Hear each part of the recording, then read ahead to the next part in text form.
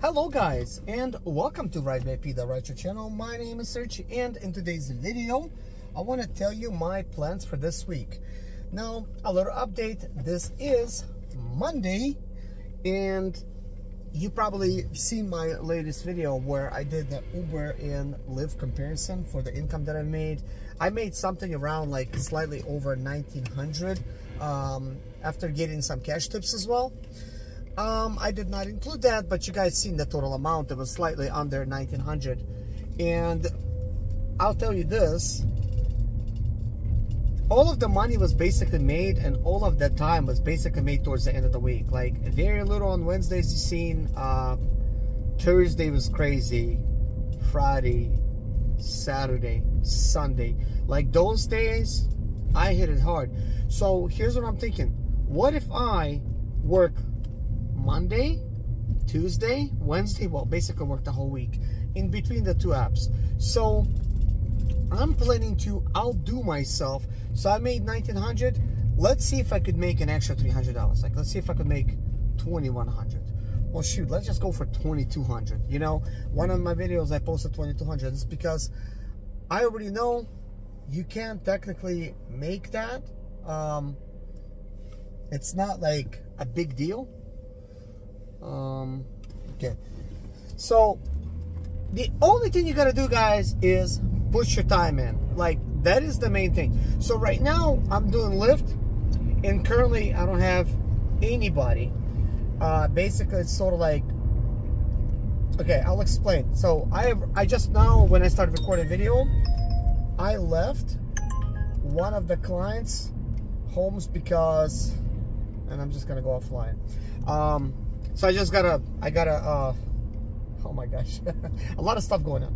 So I was available for Lyft and Uber when I left my house. So what I'm trying to do is maximize my earnings by becoming now available on two apps, Lyft and Uber, when I leave my house.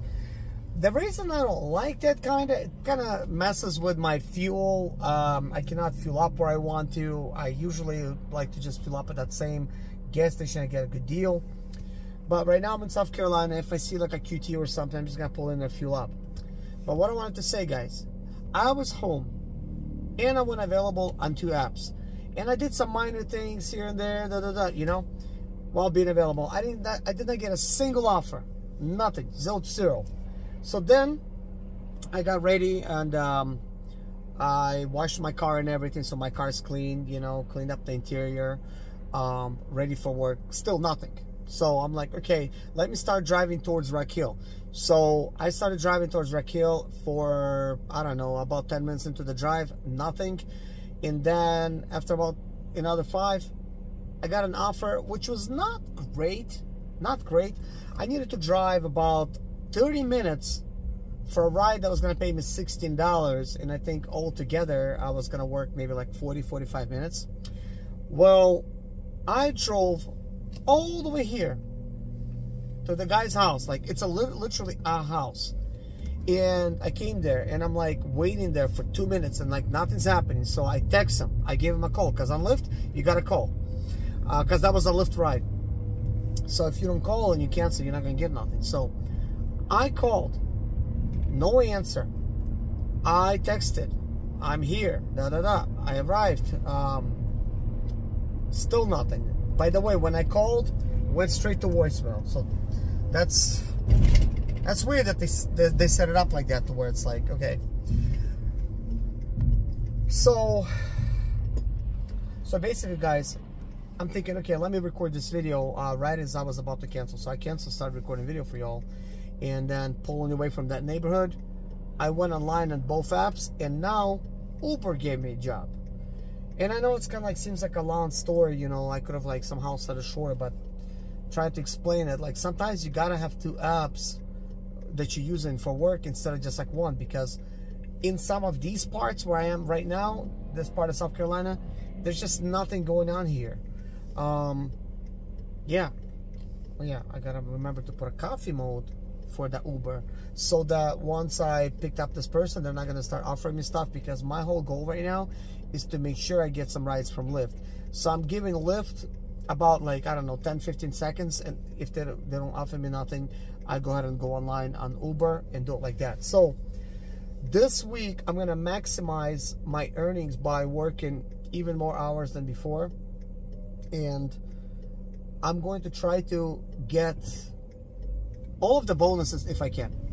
So Lyft has bonuses, Uber has bonuses, and I'm going to try to get all the ride streaks on Lyft.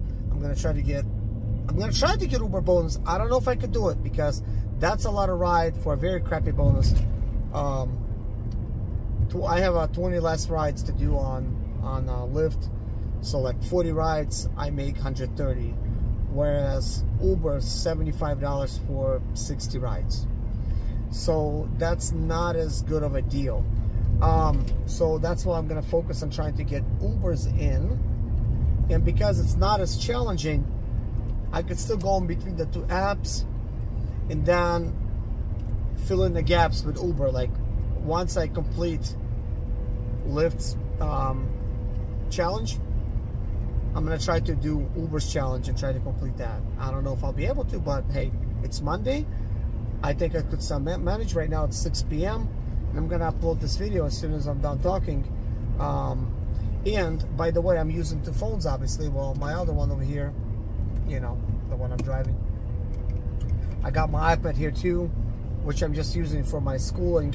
I'm not sure if I uploaded that video yet, but I did record a video where I'm taking a real estate course right now, and it's not easy because this type of online course, even though it's got some videos, mainly you got to be reading. And you already know, trying to study for real estate exam, well, and even passing a course, it's like eating chalk. I'm just gonna say it like that because it's a lot of boring stuff. It's just all this legalities and all this other information that you got to know in order to get your real estate license. But ultimately, it does not teach you how to become a real estate agent. And also, you may notice I try to dress, I dress nice, right? You know, I try to look the part, I look professional. And a lot of times, you know what happens? I don't even have to say anything. I'm over there just like doing my thing. And people are like, wow, nice car. You look nice. Oh, you're wearing a suit. Hey, what else do you do besides this? You know, the people are asking these questions all the time because I have this appeal of more of a professional type of businessman or whatever, like in their eyes. And I am. This is how I am. You know, that is me. So they get the right idea. But isn't that kind of cool? Because that sort of gets the conversation going, and I could be like, oh, I'm a real estate agent. You know, let's say like we shouldn't get a business card. Here you go. If you want any help, your family needs any help, hey, they got a call. I will find you the best deal. Make sure, you know, I get you in the right house that you can afford and that could appreciate in time. You know, that kind of thing. And this is why I've been telling you guys, you got to mix this job up with another opportunity. Maybe you're selling solar panels. Never sold those before, but hey, you can technically do that. Like, it could have been the same deal. If somebody looks at me and says, you know what else do you need? Because they're looking at me, they're thinking, well, I ordered an Uber X. I'm getting somebody that looks professional. What else do you do? Well, I'm actually in solar panel business. Oh yeah, what do you mean? Yeah, I sell solar panels. Our company installs them and whatnot, and you know, we're basically selling solar panels, you know, to save money on bills or whatever, you know. Imagine if you do everything right like that by just having the right appeal about yourself. The presentation is key. The customers themselves will ask you, what else do you do? And that's important. Imagine if they get in, I'm like, hey, I sell solar panels, or I'm a real estate agent, here's my card. You look too needy, they're not going to want to talk to you. They might give you a bad rating because they're annoyed. Like, they don't want that, you know. Not everybody that gets in is going to be interested in what else do you do. But if they ask, we have business card. A lot of times they're asking me, do you have a business card? I have rideshare business cards in my door. At this point, I'm not trying to, you know, the business card, if I do give them out, I'm not trying to turn that into a business, because the clients that I'm getting, the UberX clients, they're not paying a lot of money for the ride. I live very far away. It's counterintuitive for me to even come and pick them up. There's no bonus involved. There's like nothing. But I do have this app that's sort of like a meter app that I could set up the miles and everything. So when I pick up somebody, it will tell me exactly how much they owe me, like that kind of thing. Or I could do like a flat rate type of thing. So at this point, I'm in real estate school. You already know that.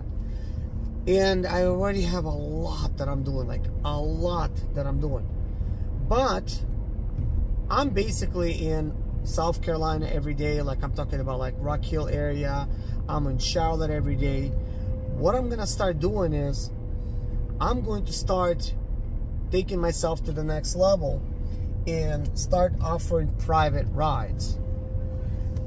So if I don't have any private rides requests, I'll just be doing Lyft or Uber to fill in the gaps, try to hit the bonus.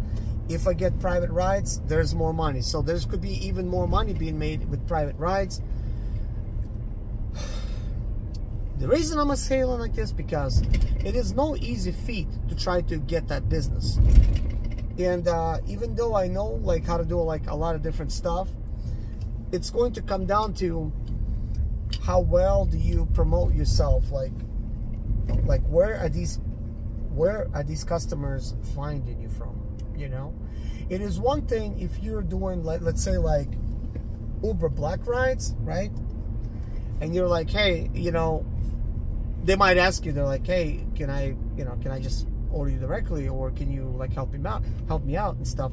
And if you click with that customer, you could give him a business card, and then that's going to be your clientele. Over time, you could build that clientele. But it's totally another thing when you're just doing like UberX, like me, even Comfort. A lot of times these customers, they're just on the go. They're just trying to get their thing, you know, done, like you know. But if we're doing airport rides as a personal type of business, this could be something that's planned in advance. So like, hey, I'm going to be flying in to Charlotte on this date at this hour. Can you pick me up from the airport? You know, I'm going to give you like $100, $150, because it's like an Uber Black type of service, you know. And you're like, yeah. Or can you take me to the airport tomorrow, whatnot? And you can start working professionally by working together with a schedule and just try to service those clients, and in between do some Uber and Lyft rides just to stay in the area, because I don't live in Charlotte or South Carolina. But if I'm in Charlotte or South Carolina just doing Uber and Lyft, or maybe I'm doing real estate that day, or maybe I'm filling in the gaps by me just doing my real estate thing, and when I get a call for a private ride, I could do the private ride. And the cool thing about doing private rides with the proper type of clients that pay well is that eventually they could turn into my real estate clients, because we're building that rapport, you know.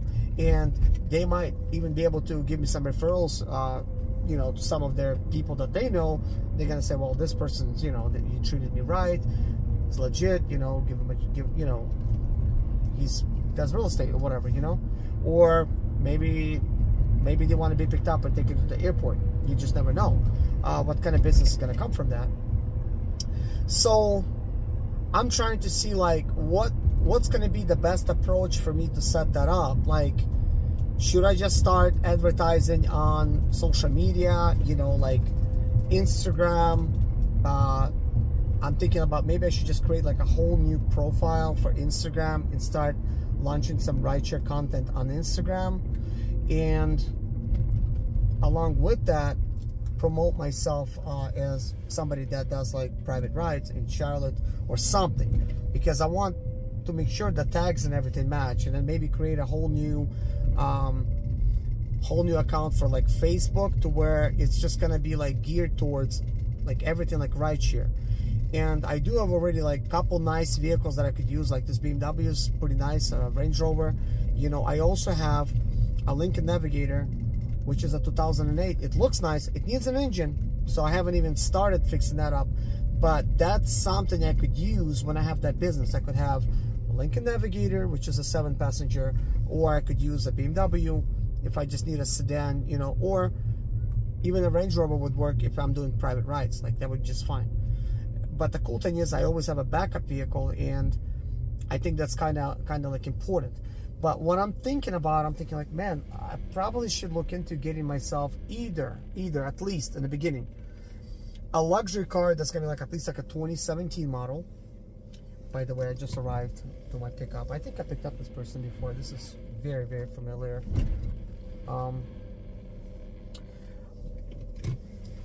I think he might be on his way. I think I see him right there. But anyways, guys, I think if I buy myself a nicer car and start using it for Lyft, like doing like Uber Black, I mean a Lyft Black and stuff, and comfort, that could go a long way, you know, towards promoting my business. But anyways, guys, thank you so much. Take care of yourself, and see you guys in my next video. Bye-bye.